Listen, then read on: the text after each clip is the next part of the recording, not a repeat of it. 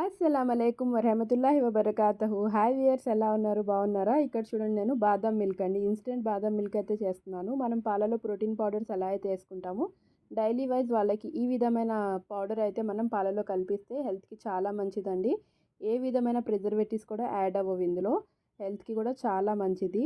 ఇక్కడ 1 cup of బాదం తీసుకొని ఇలా రోల్ బాయిల్ అవుతున్న వాటర్లో వేసి ఒక్క 5 సెకండ్స్ పెట్టి స్టవ్ ఆఫ్ చేసేయండి. నేను ఇక్కడ చూపిస్తున్నాను కదా, ఈ కప్తో అయితే నేను 1 కప్ బాదం తీసుకున్నాను. అదే కప్తో హాఫ్ కప్ కాజు, పావు కప్పు 1/4 కప్పు పిస్తా తీసుకున్నాను.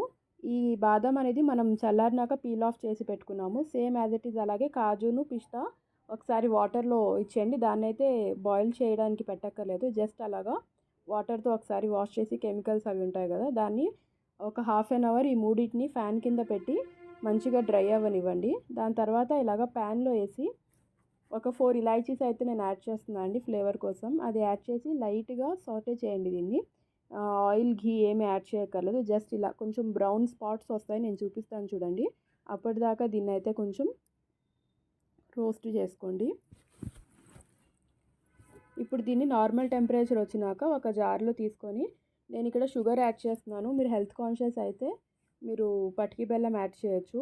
కలర్ కోసం ఇందులో ఒక హాఫ్ స్పూన్ టర్మరిక్ అండి, పసుపు ఉంటుంది కదా, అది యాడ్ చేశాను. మీరు కావాలంటే ధాగేవాలి మిశ్రీ అంటాము, ఆ మిశ్రీ అయినా అదే బట్కి బెల్లం అంటాం కదా, అది యాడ్ చేసుకోవచ్చు. ఇలా ఫైన్ పౌడర్ అయింది చూడండి. ఇప్పుడు ఇందులో నేను 2 స్పూన్స్ మిల్క్ పౌడర్, 2 స్పూన్స్ బాదం పౌడర్ అండి. బాదం పౌడర్ అనేది ఫ్లేవర్ కోసం బయట దొరుకుతుంది మార్కెట్స్లో. ఆ బాదం పౌడర్ యాడ్ చేయాలి. మనం ఎంత బాదం వేసినా సరే ఆ ఫ్లేవర్ అనేది మనం ఇలా మార్కెట్లో దొరికే బాదం పౌడర్ యాడ్ చేస్తేనే వస్తుంది.